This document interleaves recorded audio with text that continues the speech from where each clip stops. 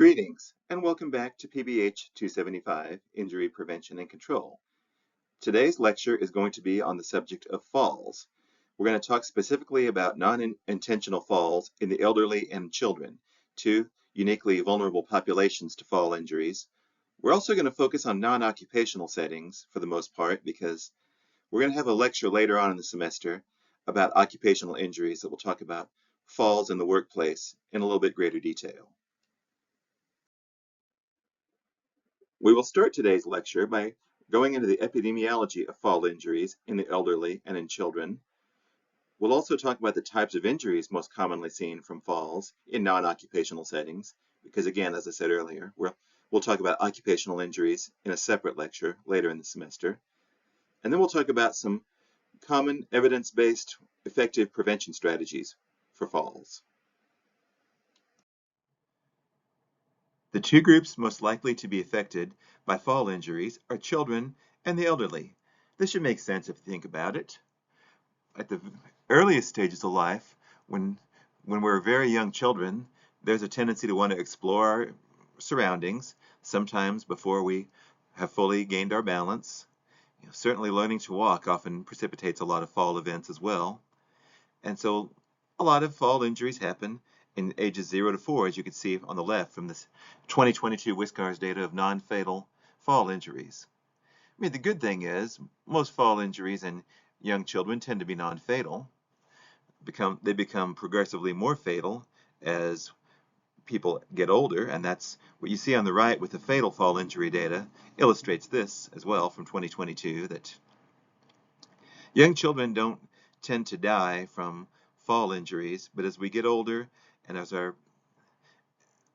we become more brittle, we lose lower body strength and we start to get muscular atrophy and decalcification of bones and some of the things that happens as people get older, fall injuries become progressively less survivable. And that's why you see fatal fall injury rates tend to be very much accumulated in the elderly stages of life. And that's what this data shows us. Most fall deaths are unintentional. When you look at the 2022 WSCARS data, 97.18% of all fall deaths in that year were classified as unintentional. That's 46,630 out of the 47,984 total falls. There were just a little bit over 1,200 falls that were ruled deaths by suicide, 99 that had undetermined intent, meaning it was not sure if it was homicide, death by suicide, unintentional. It could not be determined. A total of 10 people in the year 2022 in the United States were pushed or otherwise coerced into their death from falls, and that was ruled homicide.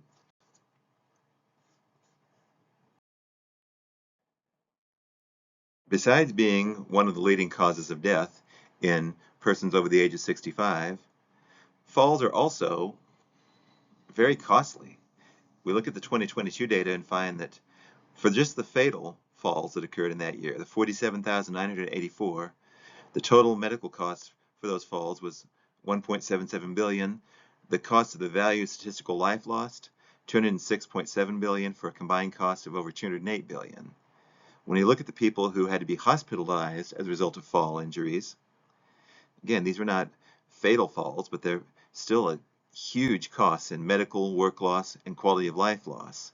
And those combined costs were 475 billion just for the year 2022. When we look at the cost of injury for people who didn't have to be inpatient hospitalized, but were just reported to an emergency department, had to be treated and released, those combined costs, when you look at quality of life loss, work loss, medical costs, over 933 billion, almost $1 trillion.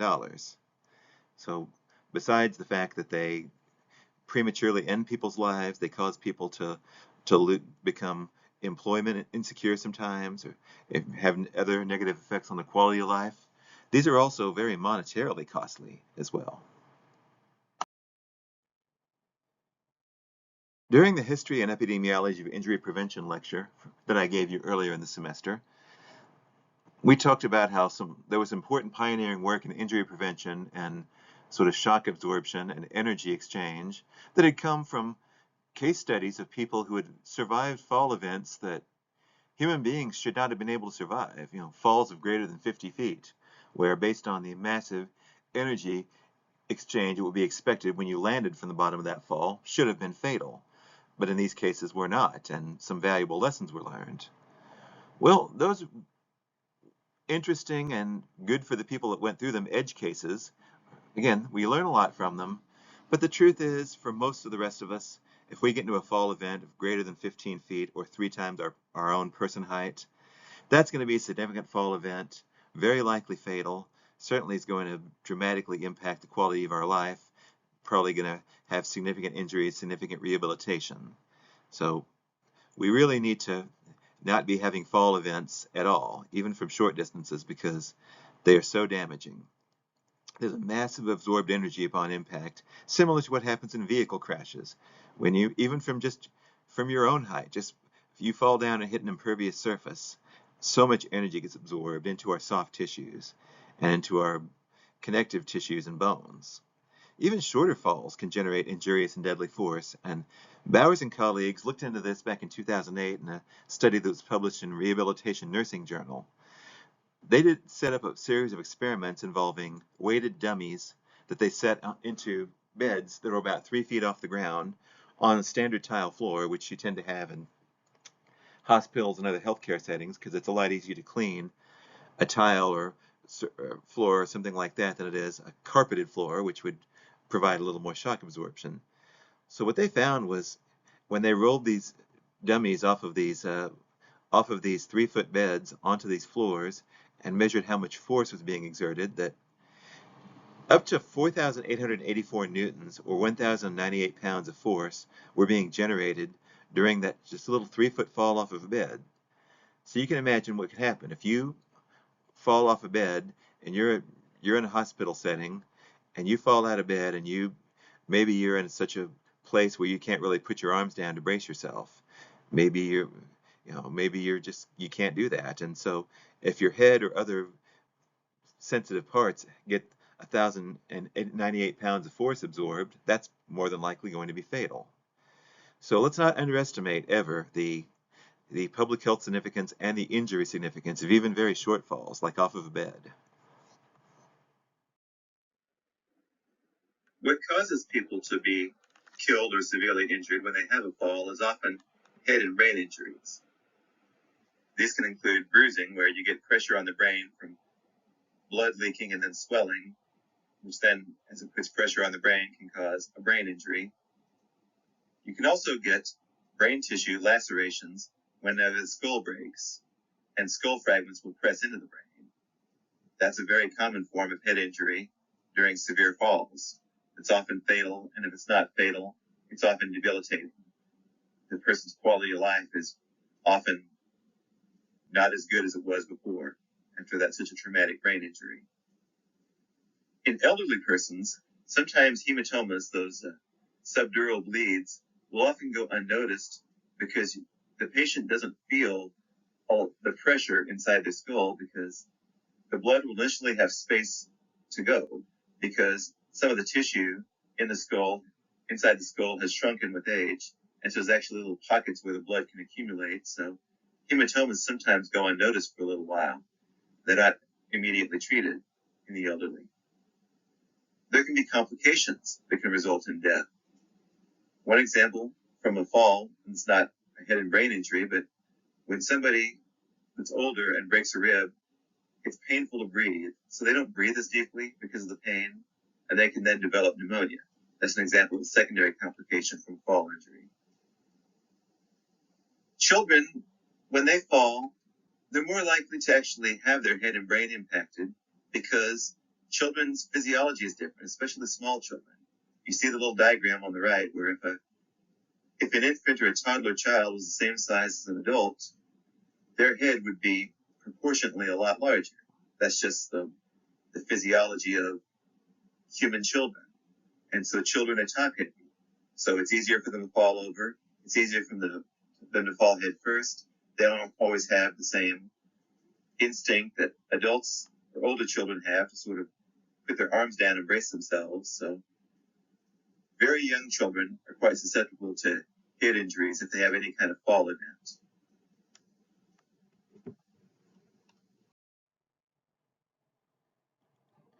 Falls are one of the leading causes of death in older persons when we look at all causes, injuries and illness, and both chronic and infectious. But if we just look only at injury death, falls are by far the leading cause of injury death in persons over the age of 65, by a very large margin. There were almost 41,000 fall deaths in people 65 and older in the year 2022 in the United States. The next highest category of injury death was motor vehicle traffic incidents, at less than 1/4 of that, only 9,104. So it's a massive public health impact in older persons. There's one person over the age of 65 that falls every second of every day. Now, a lot of these falls are not fatal, and a lot of times because of pride or because people not wanting to maybe reveal to their loved ones how they're having issues with balance or with other things. About half of the fall incidents that happen in people of age 65 in any given year, the person who falls does not tell their doctor. But we know that based on surveys and other data available to us, that more than 1 out of every 4 people over the age of 65 will have a fall each year that causes at least a minor injury. We know that 1 out of every 5 falls causes a serious injury, such as a head injury or a hip fracture. A lot of data is missing, of course, because things don't go fully reported, but the current best estimate is that about 1/2 to 2/3 of all falls in people age 65 and up occur in the home setting. The risk factors for falls in older persons include the following. Changes in vision. Certainly, as your vision deteriorates with age, it's harder to see obstacles that might be at your feet. Changes in gait and balance and other vestibular issues often make it harder to keep your balance, and if you lose your balance, that's an easy way to end up falling. There are changes in the musculoskeletal system as we get older, particularly when it comes to our strength levels in our lower body. We have the muscles of the legs which can start to atrophy a little bit. We also get tendons and ligaments that calcify and become a little bit more brittle, so that they're not as pliant as they once were, and they don't heal up as quickly either after a fall event. People age 65 and up tend to have higher rates of medicine usage as well, and certain types of medicines such as tranquilizers, sedatives, antidepressants, and even blood thinners, which can cause dizziness, can all be related to increased risk of falls in the elderly. Fear of falling is another important risk factor. If a person falls once, it doubles their chances of falling again. This data comes from the adult falls section of the CDC webpage shown here.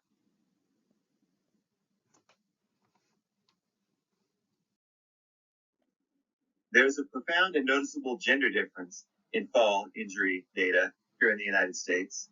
If we look at data among those who were treated in emergency departments in the U.S.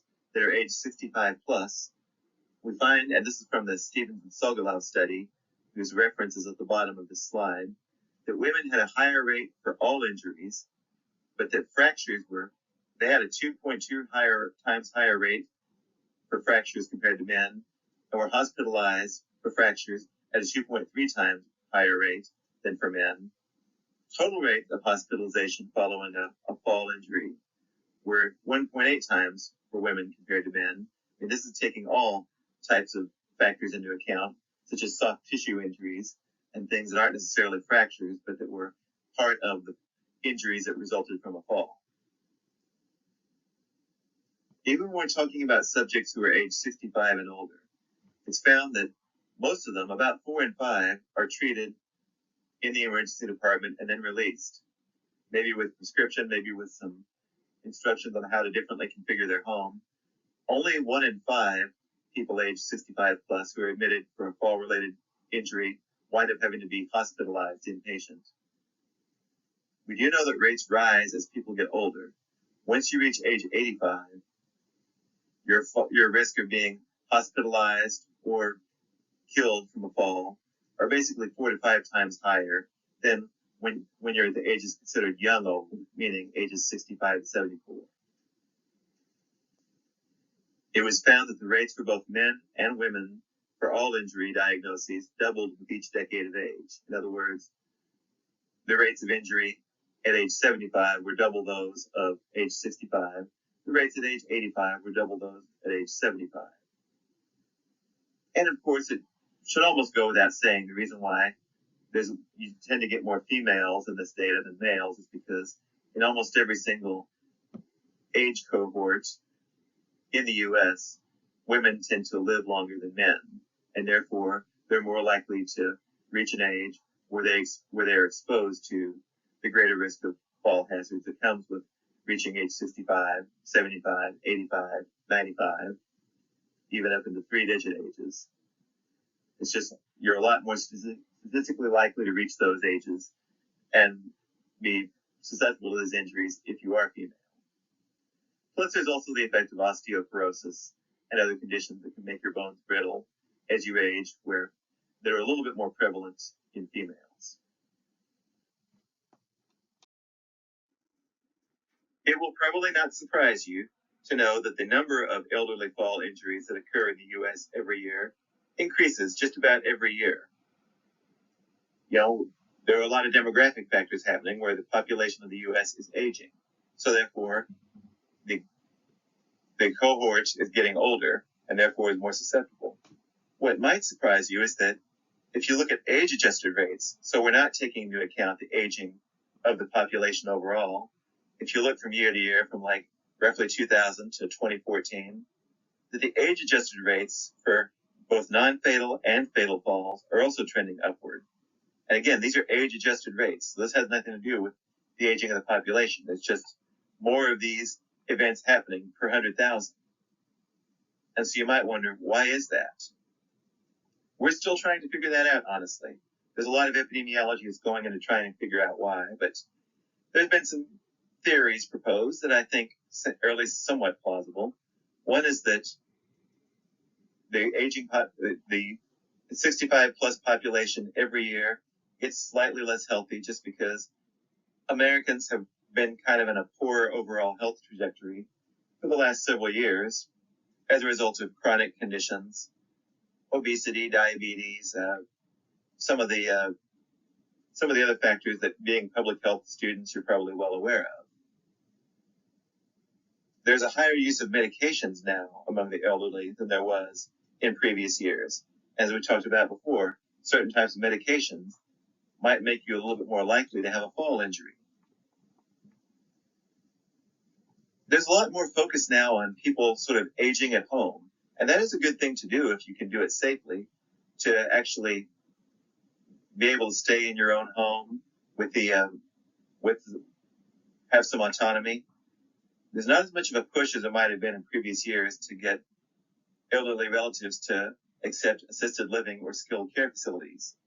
But that does mean that the rates of these fall injuries are always greater in people that are staying in their homes versus people that are in assisted living or skilled care facilities.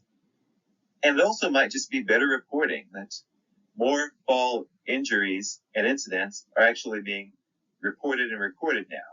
People sometimes, due to pride or other reasons, would keep this to themselves. So maybe it's just a matter of better reporting. But the age-adjusted rates are not trending in a very good direction, as you can see here.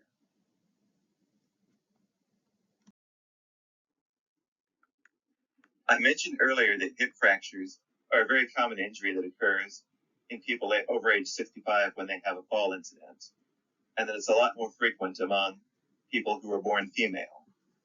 Let's dig into that a little bit deeper now. More than 95% of hip fractures are caused by a fall, usually by falling sideways. When people fall sideways, they tend to fall on their hip, and this can often result in a fracture, especially once you reach after age 65. The rate is 2 to 3 times higher of hip fractures in women compared to men after a fall incident. There's hormonal reasons for this, but mostly osteoporosis is a very common condition in postmenopausal women.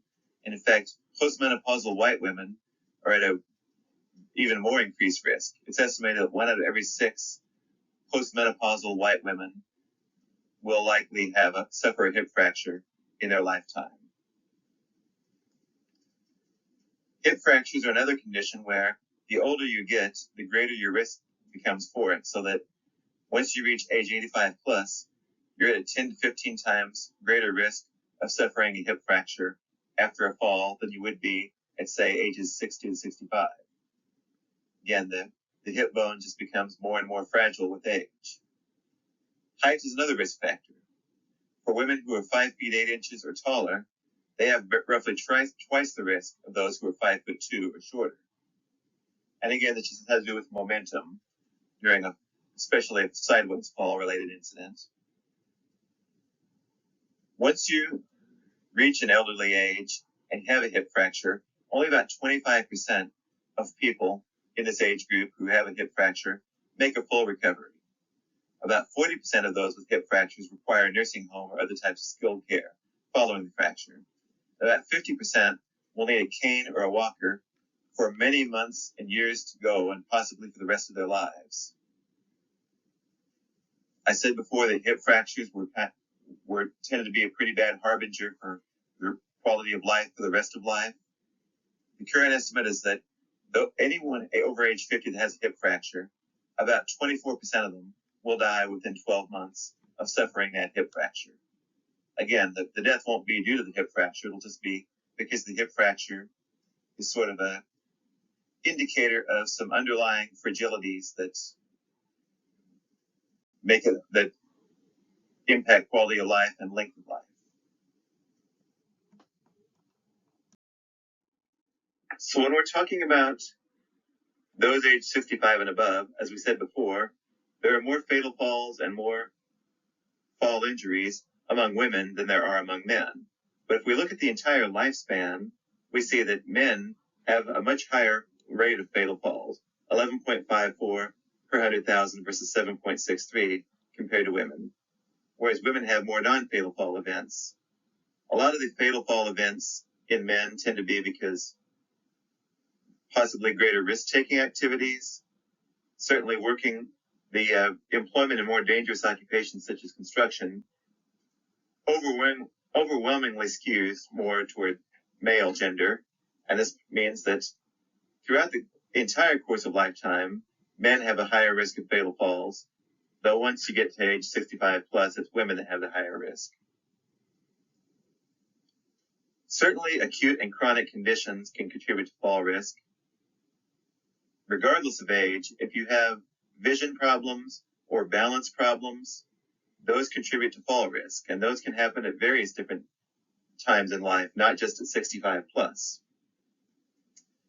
One thing that does tend to happen as we get older is the way we metabolize drugs changes, which is why some elderly people might be at greater risk of falls if they're on blood pressure medication or antidepressants or painkillers or many other things. The physical environment can also be a risk factor. As people get older, they have to, anytime you're getting on like a low-seated chair or something like a toilet, if it doesn't have grab bars like the ones you see here, putting yourself down on that and trying to get yourself up from that, this can be a great danger from falls. Poor lighting is another issue, especially as we get older and our vision is not as good as it used to be. If we can't see obstacles and hazards in front of us because of poor lighting, it increases the fall risk, as do throw rugs, which can very easily get knotted up and create a trip hazard. And also pets. Pets do greatly contribute to quality of life, but in some cases, if you have a pet that's not particularly well trained in how to be around somebody with balance issues or somebody who's older, if pets congregate at people's feet and they can't see them and trip over them, this is how a lot of fall incidents occur. It's a sad truth because we know some of the public health benefits that occur, particularly among people prone to loneliness, to have a pet, but pets can also be a risk factor for falls. So now let's talk about the two fall injury related articles that you were assigned to read this week. We'll start with the Verna and colleagues article. This is a good example of using data from WSCARS and also the National Health Interview Survey in order to address a topic of interest and sort of see what the data says. And if you find something interesting, you can write a paper about it. In this case, Verna and colleagues used this data to estimate the number and the cost of falls in the community-dwelling U.S. population. In this case, the phrase community dwelling means a population that are unrelated who live together in an abode, such as an assisted living facility. So in general, when we talk about community dwelling populations, we're talking about elderly, but it can also be people that live in group homes with people who have certain levels of developmental disability or many other conditions where they live in this sort of settings. So that's the population we're talking about.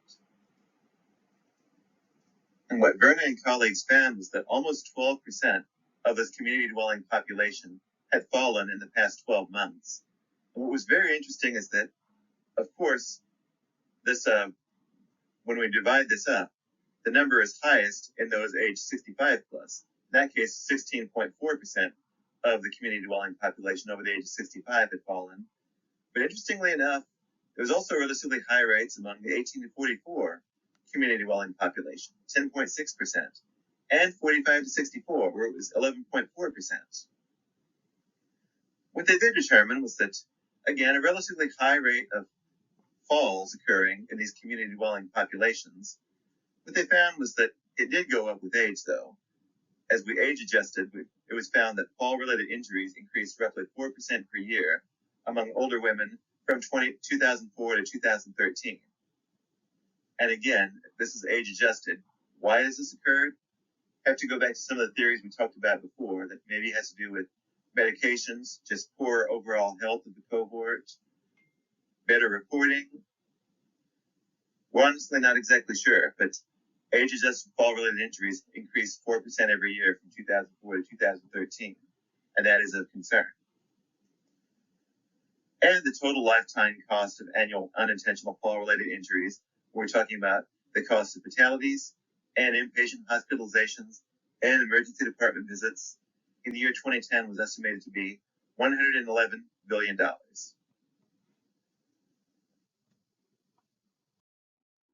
Now we'll move on to the study from Keel and colleagues in 2015. This was a cluster randomized controlled trial that occurred in New Zealand called the Home Injury Prevention Intervention, or HIPI. In order to be enrolled in this study, you had to live in a home that was built before 1980.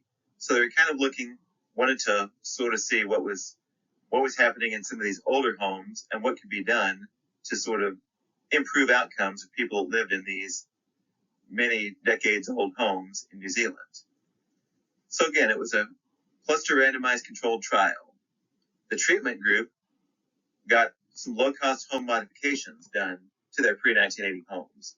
These would be things such as handrails and minor repairs for outside steps and internal stairs, repairs to window latches, installing grab rails for bathrooms and toilets, improvements to outside lighting so people can see a little bit better when they're coming in and going out, high visibility and slip-resistant edging for outside steps, repair the lifted edges of carpets and mats, installation of non-slip bath mats, and slip-resistant surfacing for outside surfaces such as decks. Again, these were all relatively low cost. If you had every one of these put onto a house here in the U.S., it probably would cost maybe less than $1,000. So we're talking about relatively low-cost home modifications within the treatment group. When the treatment group was compared to the control group, it was found that there was a 26% reduction in the rate of injuries caused by falls at home per year exposed to the intervention. In other words, every year that people were in the intervention, there was a 26% reduction in the rate of injuries compared to the control group. So this effect from these relatively minor improvements that were done to these pre-1980 homes was statistically significant. Again, the relative rate in the treatment group versus the control group was 0.74 of fall-related injuries. If you look at the 95% confidence interval, you see that it does not cross 1. So therefore, this is a statistically significant reduction in hazard.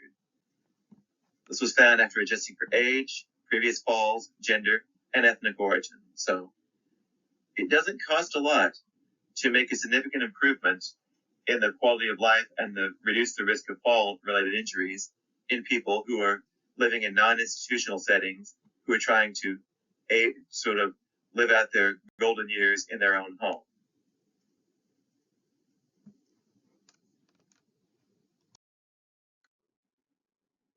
Some prevention strategies for falls in the elderly include the following. First of all, there can be muscle strengthening and balance exercises so that as we get older, we don't lose as much of our, we don't have as much atrophy of our muscles, and we keep our balance a little bit longer. There can be a regular review of medications because, again, as we get older, the way we metabolize medicines, the way we respond to medicines can change. So the prescription that didn't make you dizzy last year might make you dizzy this year. So they need to be reviewed regularly with your physician. Regular visits with a physician for acute and chronic conditions, rather than self-medicating them or sort of letting parts of your life be taken from you, as often happens, sad to say. That would help a lot. Having supplements of calcium and vitamin D, particularly earlier in life, can sort of it can't completely prevent osteoporosis, but it can slow it down. And the more you can slow osteoporosis, the less likely you are to suffer a hip fracture or any other kind of bone fracture following a fall event. Certainly grab bars and adequate lighting and slip-resistant surfaces. We could stop a lot of falls from occurring if homes were all designed with these. Now, anytime you go to a skilled care facility, or a lot of for example, they will have all these. Everything will be on one level. There won't be any stairs. There'll be grab bars, adequate lighting, slip-resistant surfaces. But because a lot of people are aging at home now, these might need to be retrofitted into existing homes. Daily contact with family and friends is one of the most important things of prevention. It helps people to live longer and healthier, and there's all sorts of public health benefits from this, but it actually has been shown to reduce the fall incidence as well. And I really think that changes to the wider culture, particularly here in the U.S., need to be considered as well. Many of us, certainly individually, we love and care for the seniors we know in our life, but our greater culture doesn't value seniors the way that it honestly should. Once people retire and are no longer participating in the capitalist system, there tends to be kind of a tendency to want to marginalize them. And it's just something that both individually and collectively we need to talk about how to maybe improve our wider culture and make it a little bit more of a friendly place for senior Americans.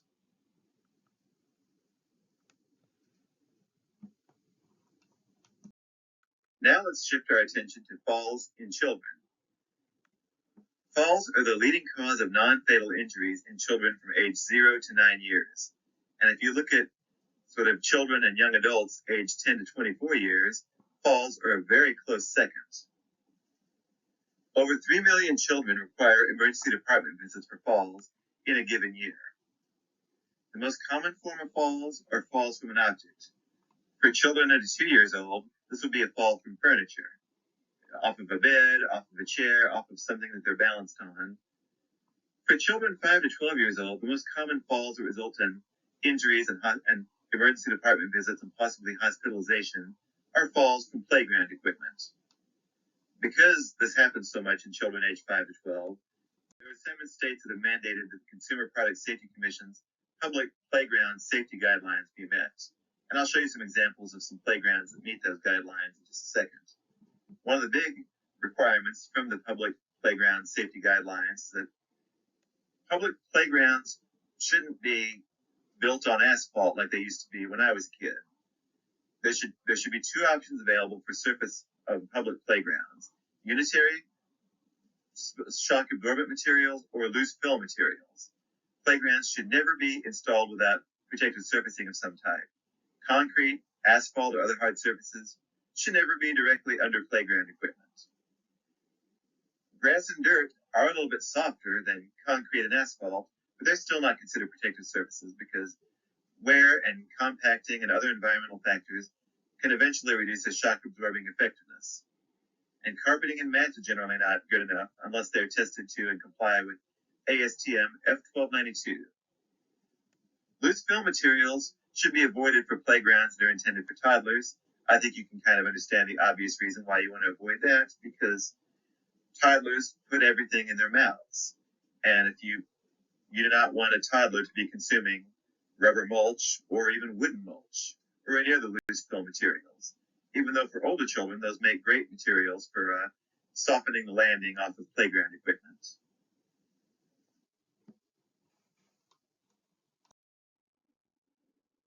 Many states and cities and municipalities have adopted the Consumer Product Safety Commission public playground safety guidelines, and because of that, playgrounds are a lot safer than they used to be. The two pictures at the top show two different playgrounds that comply with these safety guidelines. The picture on the left, you have a mulch material that can absorb a lot of shock, and it's not appropriate for toddlers, again, because they would put the mulch in their mouths. But for any children older than toddlers, this would be considered a good playground. As you can see too, the slide is not made of metal, so it's not going to get as hot, and it's not going to have like sharp metal edges on it, like some of the slides that I might have grown up with. So that's an example of a good, appropriate playground for children above toddler age. Over on the right, you have another playground. This one can be appropriate for basically all children, even toddlers, because it's made of a unitary shock-absorbing material that children cannot get into their mouths, but it's also very soft, very shock-absorbing. The bottom two pictures show playground equipment and setups that would no longer be considered acceptable in most states, cities, and municipalities. You can still find old playground equipment in some small towns here and there. This is some of the playground equipment that I grew up with, examples of it. On the bottom left, you see a seesaw or teeter-totter. These things were fall injuries just waiting to happen. Not just fall injuries, but crutch injuries, because children would often get their hands and arms caught in the fulcrum that this seesaw teeters on. You would also have instances where a kid would bail out on the seesaw and send their friend on the other side crashing down, or they would try to come down really hard and sort of send their friend launching off of it. Seesaws were basically they were a lot of trouble. They sent a lot of kids to emergency rooms. For the most part, you don't see them anymore in playgrounds. On the right's a merry-go-round, which you might still see merry-go-rounds periodically, but they won't have gravel and chat at the base of it like this one does. They would have soft, shock-absorbing materials underneath them. The playground I grew up in at my elementary school actually had a merry-go-round like this on a solid asphalt surface, so that if you lost your balance and fell off the merry-go-round, you were going to have to see the school nurse, probably have to go to the emergency room, because you would probably break a bone. You certainly would get scraped up really bad. Merry-go-rounds can go very fast, so these are the types of things that are generally no longer considered acceptable and would be kind of hard to find in playgrounds in the U.S. anymore.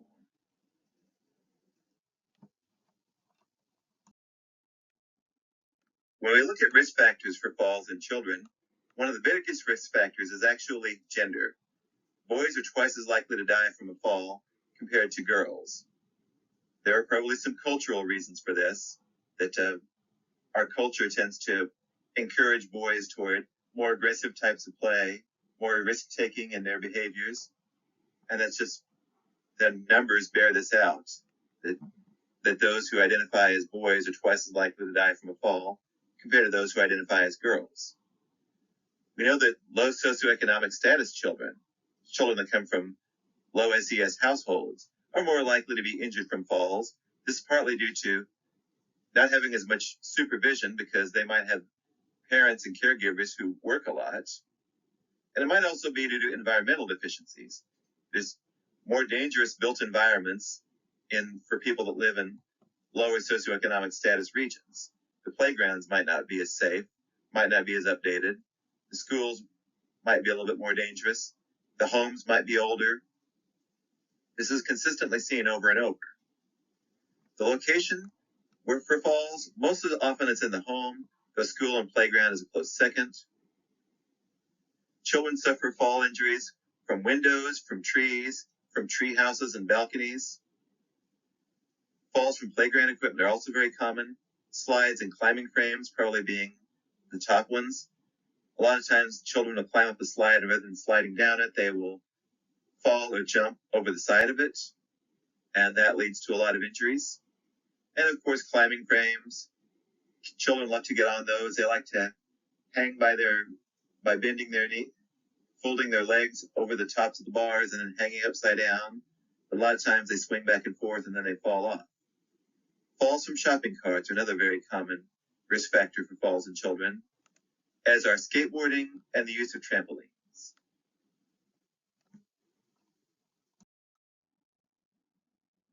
Some evidence-based approaches to prevent fall injuries in children include, we talked about this before, having playground surfaces that are more protected, either shock-absorbing unitary materials like you see in the upper right picture, or mulches, as you see in the picture below that. Certainly, to avoid head injury when bicycling, children should always wear bicycle helmets. Many states have a law that you have to wear a bicycle helmet regardless of age, regardless of whether or not you're on a road. However, here in the state of Nevada, there's no law whatsoever to require bicycle helmets, even for children. But of course, sense and the Consumer Product Safety Commission and just general care would indicate that children should be wearing bicycle helmets every time. You should avoid putting children on high surfaces. Use safety belts when available. Use window bars or furniture, or keep furniture away from windows, because this happens way too often where children will make their way up to a window, will crawl up into it. They don't necessarily have a sense of danger, and they will fall out the window. And if you're up on above the first floor, that can be very rapidly fatal. Certainly, other engineering controls for a house can include gates above stairwells, self-closing doors, locked cabinets so that children can't climb up them, and of course, so they can't get in and be harmed by the contents of the cabinets either. Bed rails, improvements to porches and balconies to reduce the likelihood of children going through bars. Bath mats and slip-resistant surfaces.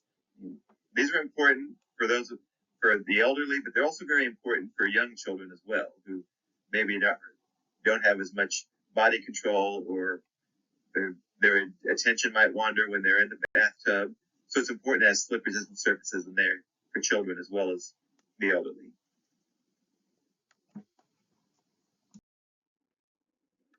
Most experts in safety very strongly recommend that you never use a baby walker. There was a time when these were used a lot to try to encourage young children that were learning to walk to sort of build up their lower body strength, help them to balance and be upright and kind of learn how to walk. You see a picture of one up here on the top. It's been found, though, that these cause a lot of injuries. And in fact, the American Academy of Pediatrics has called for a ban on the manufacture and sale of these little wheeled baby walkers like you see here. So, yeah, you can see how you can very easily have a child fall forward and hit their head on the handle of it. It's, let children sort of figure out how to walk on their own, be with them, sort of let them fall sometimes, but having an object like this that they can fall on as a training aid is not recommended. What's also not recommended is trampolines. The American Academy of Pediatrics also they don't believe that trampolines are appropriate for home use, inside or outside, for children. The American Academy of Pediatrics believes that trampolines have no place in outdoor playgrounds, and that they shouldn't really be regarded as play equipment. They're really more of like an exercise equipment, and only for kids of an appropriate age, or for adults who know what they're doing. And even for adults who know what they're doing, trampolines can be so dangerous. It's so easy to get slightly sideways on them and then hit the sides of them where it doesn't spring, where you don't spring back, and you get yourself injured. So So in conclusion, fall hazards can exist at any stage of life. It can happen to us at any time, but children and the elderly are uniquely susceptible. We will talk about fall hazards in the work environment during the occupational injuries lecture to come. There are several engineering, environmental, and cultural interventions that can reduce fall-related morbidity and mortality. And as the population ages, fall risk and fall injuries could become a larger public health problem. So that's it for this week. Let me know if you have any questions or concerns. Thank you for your attention today.